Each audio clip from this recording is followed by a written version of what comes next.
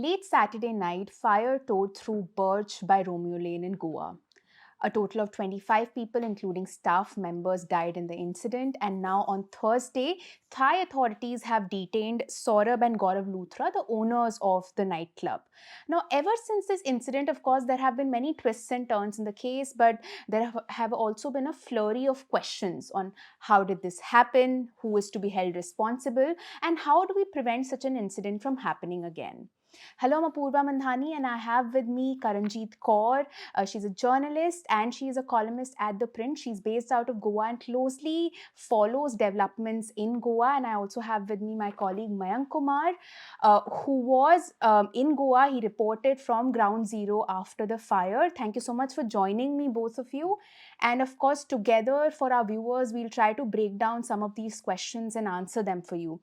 To begin with, Karanji, to start with you, the area on which Birch was located, as I understand, it is categorized as a salt pan and is marked as a no development zone. How then did this nightclub continue to function?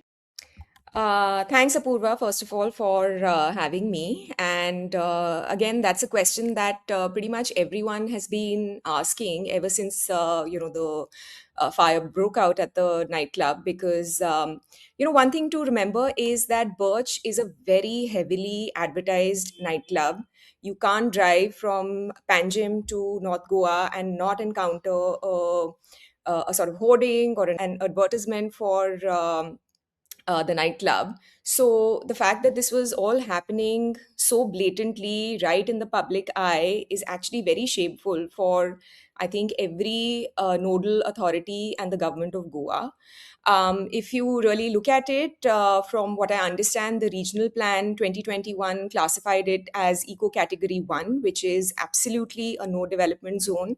The fact that this was a salt pan means it was located on Khazan land, which is Khazanzadi's, very intricate and ancient ecosystems in Goa to check the inflow of tidal water. There is a lot of, detail that we can go into, but suffice to say that a salt pan is absolutely not something you can build upon. And here we have not only a structure, but pretty much a permanent looking structure, which had an underground, had a basement kitchen of all things. The question that we should be asking is how did they get these permissions and clearances, and how were they functioning so publicly without any of these? From what we understand, this was a lot of I think shacks in Goa are classified as temporary structures, which means that they can use wood and palm thatch and other flammable materials which are classified as temporary. But this is an aesthetic decision as well as sort of way to bypass permanent construction norms. And that actually worked very badly for the nightclub, because once the fire broke out, everything went up in flames. And that's why I think the flame spread quite rapidly. From people on the ground, we've learned that the access that the nightclub had, there were only two points of exit. One, like a very narrow bridge on both sides, which is absolutely not, first of all, not fire safe. And secondly, from what we understand from the fire incident report now, is that the establishment didn't have a fire NOC. What they did have was a trade license. They had the trade license is issued by the local panchayat, and they had a clearance from consent to operate from the Goa Pollution Control Board. But these were the only two things that they had. The question we should be asking is, did they have a health department license, for instance? Did they have a tourist trade license? None of these, clearances that they ought to have, they had. Another thing to note is that just 2 weeks prior to this incident, the Goa Coastal Zone Management Authority gave them a clean chit, which was based on a 1996 NOC issued by the Panchayat to justify this, high capacity nightclub. which, as we now see from the videos that have surfaced from the incident, were also using pyrotechnics inside the structure. So not only do you have a structure which is illegal, doesn't have the requisite clearances, is being run with complete impunity and in the public eye. So, the coastal zone authority had actually said that there is no environmental cause, and I'm quoting them here. They had said that the structure was entirely legal since it purportedly fell outside the coastal regulation zone, thereby eliminating any alleged CRZ violations. But if you look at maps of the area, it's right by the Baga River, and it's very clear that it's functioning on a very eco-sensitive area. So, your guess is as good as mine on how this was happening because of how blatant the violations are. Another thing to note, Apurva, is the fact that there was a demolition order that had been issued by the local panchayat against Birch by Romeo Lane, and the owners had then approached the additional director of panchayats, which had then stayed the order. One of the questions that I've encountered is why, despite the fact that there was a demolition order and even though it was stayed, why was the club not asked to cease their operations? Because it's not like it's somebody's dwelling, it's not somebody's home. So this is a commercial establishment, and there is absolutely no reason why, pending investigations, this club should not have been asked to put a pause on their operations. So that's an important thing that we should be talking about. Of course, we'll be talking a bit more about the impunity of it all with you, the way you mentioned. For our viewers, Karanjeet has also written a very detailed article on this, explaining these violations. I'll be putting in a link of this article in the description of this video. Mayank, coming to you, Yes. you reported from Goa right after the fire. Right. Tell us about the incident, what happened after the fire, and lay down a chronology of events for us. Uh, so it was sharply at around 11:50, 45 p.m. on Saturday. And remember, as Karanjeet was saying, that this is not the only club, and this is a very famous club. Hmm. So considering the famous that the club was, and since it is in North Goa, which is a hub of tourists, so uh, even on any random weekend, you will find say hundreds of tourists from say from neighboring Karnataka or even from Mumbai. They come on. There are some people in groups coming from office trip directly from their office to have fun in Goa.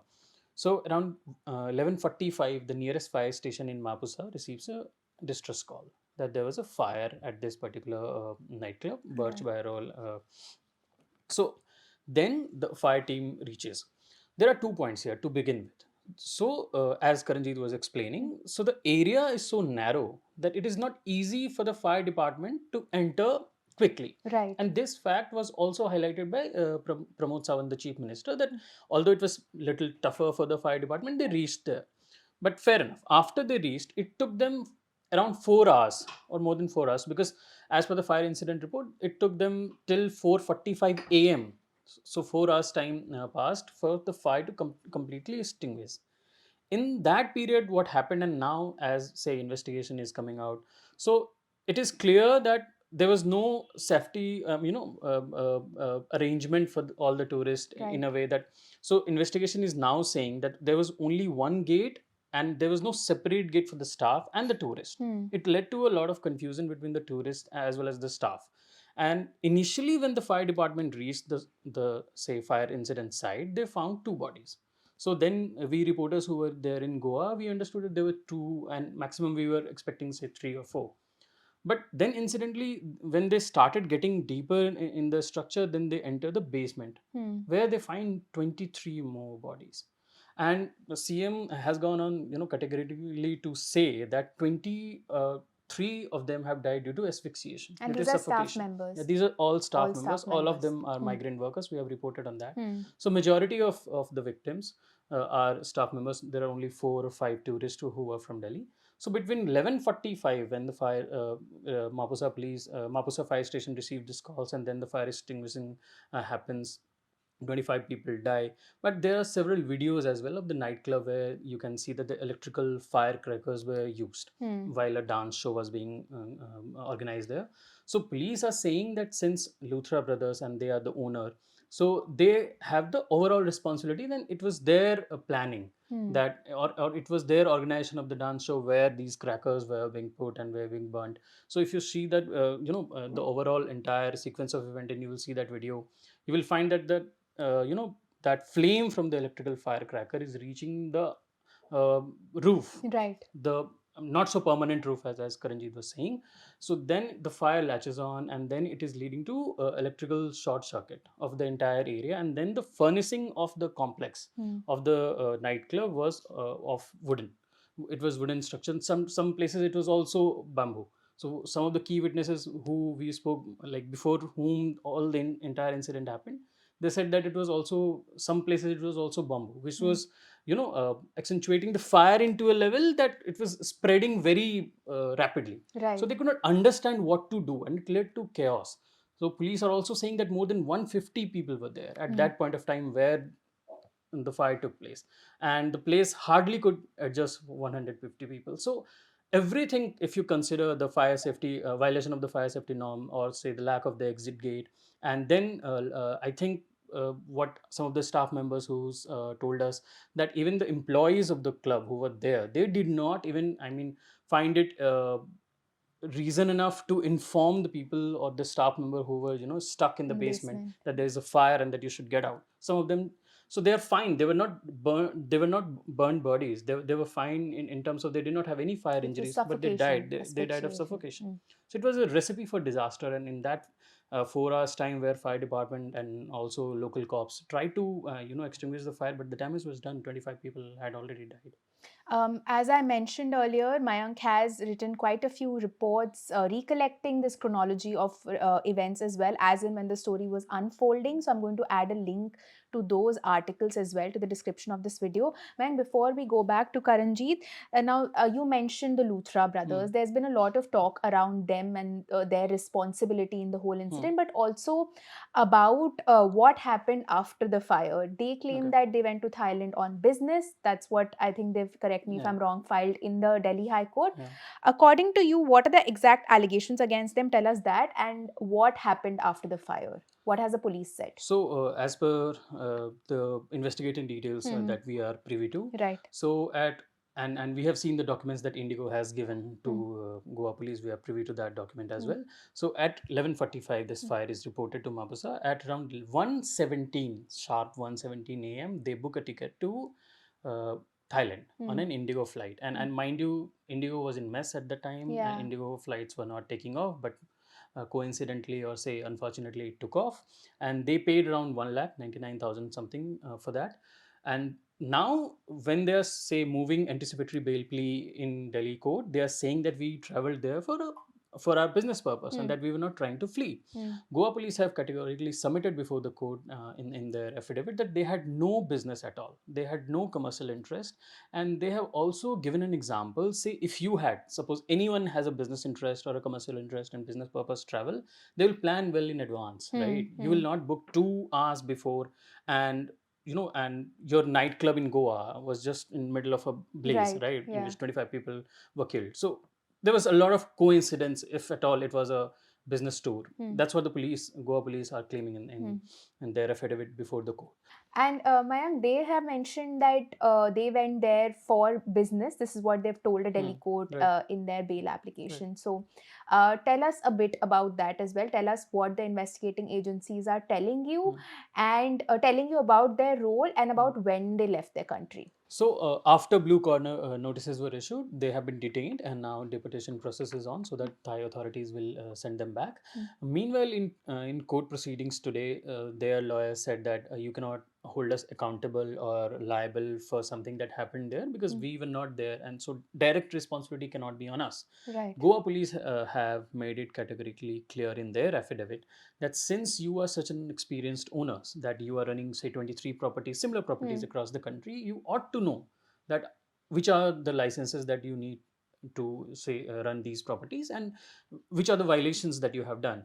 And moreover, they are also saying that they have no commercial interest in Thailand, and so it was just a conscious attempt to flee the country. So they should be held liable because you know law better than me, so you would know that they also use the term about the conduct of the accused, Right, right? right Like, after the yeah, if you incident. have cooperated or not. So the Goa police have made a point that instead they should have come to Goa, they should have cooperated with the investigating in the entire investigation process. They should have been with the families And the of the victim, victims. yeah, Yeah, yeah. I mean, they should have been more considerate rather than planning to flee the country immediately after you got to know that a fire had completely engulfed and killed people out there. So Goa police have also submitted that there are several lapses on their part directly as well. So they have submitted in the affidavit that we have seen that they had a license term and they had agreement with the landowner, which was supposed to be renewed every 11 months for a period of 10 years. So every 11th month you have to renew, and same renewal pattern will go for 10 years. Right. It started on 1st November 23, but it was not renewed after 24. So basically the club, say on legal terms, was non-existent because it did not have any license, and the contract with the landowner was not renewed. So Right. on paper there was no club running there. Apart from that, as Karanjeet was also saying, that it had permission from the state pollution board. So Goa police have submitted that the officer who had given that consent, he has been examined. He has been summoned to join the probe. So and this was made clear by CM as well in the press conference, I think a day after the incident, that whoever officers who would be found who have given any licenses or any permission to this club will be prosecuted, will be suspended. They have also suspended some three lower level officers, not very senior. Right. But there lies a dichotomy or contradiction. So first you are saying that it was not legal and that it was running without a fire NOC that has come out in the incident report. But then who are you prosecuting and what are they being prosecuted for? I mean, if they had not given any license, the club was legal in entirety, right? Then there's no need to prosecute the officials Right. for giving any license. So there are a lot of questions which are Questions. not being answered yet. Of course, now talking about laws and regulations, Karanjeet, coming to you, this incident has definitely led to a lot of questions, as Mayank said, but also a lot of concerns over land use regulation in Goa. Was it always a matter of concern? Is it a recent trend? How do you look at it? Right. Apoorva, to answer your question about land use regulations, this has always been a concern in Goa. I think it's been an ongoing concern for many decades. But what has changed over the last few years is the scale and the brazenness of things. And I think the best example, the best way to understand what's going on in Goa is to see how the real estate market has overheated, because there is immense hunger, there is immense greed for land, and you see it in the escalating prices, especially in the coastal areas of the escalating prices of the land in coastal areas, but also further inland. So around the coastal areas, land which used to be 7 8,000 rupees until about a decade or so ago is now priced at 70,000, 80,000. Further inland, this is the price is about 45,000, 50,000 per square meter. And every passing month we see an escalation happening in these prices. And this is all because there is a lot of interest and a lot of demand for land in Goa. um, you know, the what worked in Goa's favor was the fact that a lot of land use regulations were brought in, between the late 70s, 80s, and 90s. Goa had these regional plans with the statutory zoning for every parcel of land, which meant that, only certain areas were demarcated for settlement, while other areas, Khazan lands, like slopey areas, forests, coastal zones, they were kept out of the ambit of construction. And unlike, places like Delhi, where master plans came up after most of the city was built out, Goa had the foresight to sort of bring in these land use regulations so that they could plan ahead. And they were explicitly designed to limit where the market could go. Um, but what we've seen over the last few years is that a slew of amendments have been enacted, which includes, 17(2), Section 39A of the Goa Town and Country Planning Act. There are FAR relaxations. There are expansions of ODPs or outline development plans. All of these permit, in one way or another, they permit case by case exemptions of land from conforming to the regional plan.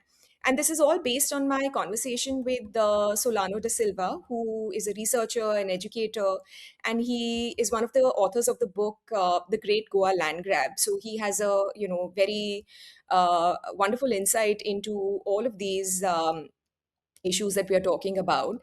And Solano told me that in recent years, 12.76 lakh square meters of land has been sought to be converted in Goa. Which, this is like huge amounts of settlement land, land which was previously categorized as non-development from Khazan land, slopes, forests, etc., which is now being sought to, be commercialized. And also, the Birch example is it's sort of emblematic of the fact that Birch has come up at all is emblematic of what has been happening in Goa over the last few years. One of the, I think, important precedents we've seen in the last couple of years is the Bhutani infra project that has been coming up in Sankhwal. And recently, the Bombay High Court at Goa has dismissed petitions which challenge, petitions filed by residents, by the Goa Bachao Abhiyan, other bodies, which basically contested that the development was coming up on a non-development slope, and it's a massive residential project. Um, and the sort of petitioners had asked for a fresh survey of the slope. Um, and very conveniently, now in the court, the company has argued that the development is coming up on a slope which has a gradient of 23.3% or something like that, close to that.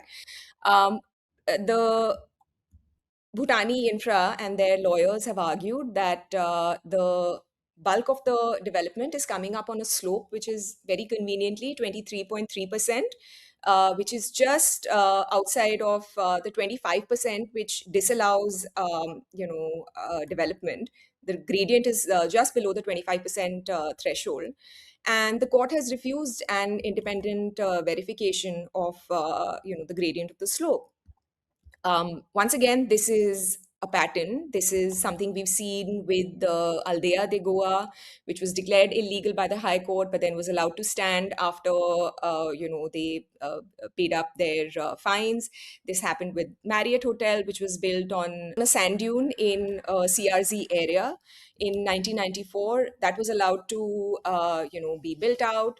There is Nazri Resort, which is associated with Kalangut BJP MLA Michael Lobo. A demolition order was issued against that resort 7 years ago. It still stands. It's still taking bookings even as of last week. So, what we've learned is that multiple departments have the authority to seal unsafe buildings or to seal buildings which are in violation of all of these norms, even though only a couple of departments are allowed to issue demolition orders, but multiple authorities have the authority to actually seal these buildings, but we see none of this. So that is clearly an indication of the fact that there has to be political will for this to happen, and that I don't So you've think drawn is a very happening in interesting Goa. pattern when it comes to Goa. But when we talk about the culture of impunity, when it comes to bypassing land laws or bypassing fire safety regulations, do you see it as a pan India problem? And what do you attribute this to? Um, Apurva, I think it would be unfair to single out Goa. I feel like Goa is a very small, very visible sort of a state, and everything is kind of magnified. And obviously, this incident is it's a horrible, tragedy. But we see this kind of thing happen everywhere, right? On one of the videos that I've done about this incident, somebody has said, this is another Upar 2.0, which is which just tells you all that you need to know about the fact that this is a pan India problem, right? And we see this culture of impunity manifesting across not just building and fire safety, the laxity that we bring to these very important regulations, but we see it in, say, the Delhi coaching center that got flooded last year, killed so many people. Why was that thing functioning at all? In, we see this in the way that we drive on the roads, and people have the impunity to sort of run over people. You see this in Pune, you see this in Bangalore. In Bangalore, we've seen a slew of incidents where, there was that recent incident where a couple ran over a delivery executive for just damaging their side view mirror. So we see this. Where is this coming from? It's not coming from the fact that. There is one rule which is bent, which, or one sort of regulation that is overturned. It's ingrained in our culture at this point, and it's ingrained in the people who believe that they can get away with these things. Why else would Gaurav and Saurabh Luthra, why else would they be sort of fleeing this? And why, if they had all of this money to advertise all over Goa, why were they not using that those any of those funds to actually get their proper clearances and to do things the right way? Why did they not do it? Because it's impunity that guides us all in Right. this country at this One point. last question for Mayank. Now, going forward, we've spoken about impunity, we've spoken about the violations, we've spoken about the allegations, but what next? Do you see any sort of reforms that may come out of this incident, or do you see knee-jerk reactions? What is being done in the probe, and what is being done next to maybe prevent such an incident again from happening again? So see, Hmm. as far as crackdown or say any action is concerned, so they have arrested some managers of the club where Hmm. this entire incident happened, as well as one of the co-owner who was in Delhi. Hmm. And in terms of reforms, at least the government has announced some reforms. So they have issued a proper guidelines of 7 to 8 points, Hmm. where every nightclub has been mandated to have a fire NOC and other safety requirements, including appointment of a nodal fire officer for each shift, and also building up exit points, proper exit points to allow people to escape, as well as training of their staff in case, say, they are trapped in, say, in similar situations where Hmm. they got trapped and they could not get out of the place safely. So for training, how to use, say, bed sheets to create a ladder to get out of the area. So these are the pointed reforms that government is trying to make. Apart from that, to find out where the problem happened in this particular case, a magisterial inquiry committee has been formed under, I think, chairmanship of the North Goa DM, Hmm. and they have been asked to submit a report and also to find out the officers who were involved and to fix accountability. And this is a government order saying and mandating all these requirements and mandates of the committee, and they have to give report in a week. They have also formed one committee, and that is about the safety audit committee. That is a very high level committee chaired by the Secretary Revenue. Mind you, in for the small state like Goa, Secretary Revenue is a very a powerful officer. Hmm. So he will be heading a committee that also has the North Goa DIG who is supervising the probe in this matter. So they have to see what should be the standing operating procedure for all the nightclubs or similar establishments, say eateries or restaurant. And then they also have to form a SOP as to which all licenses they have to have before they start their shops or establishments in Goa.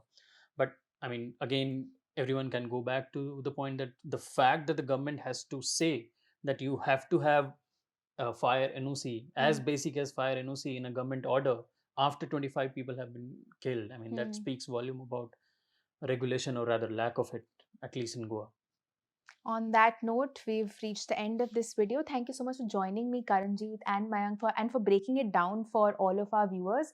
For our viewers, we'll of course be keeping track of all the developments that happen in this case. So do check out our website as well as our YouTube channel and our social media. And thank you so much for watching.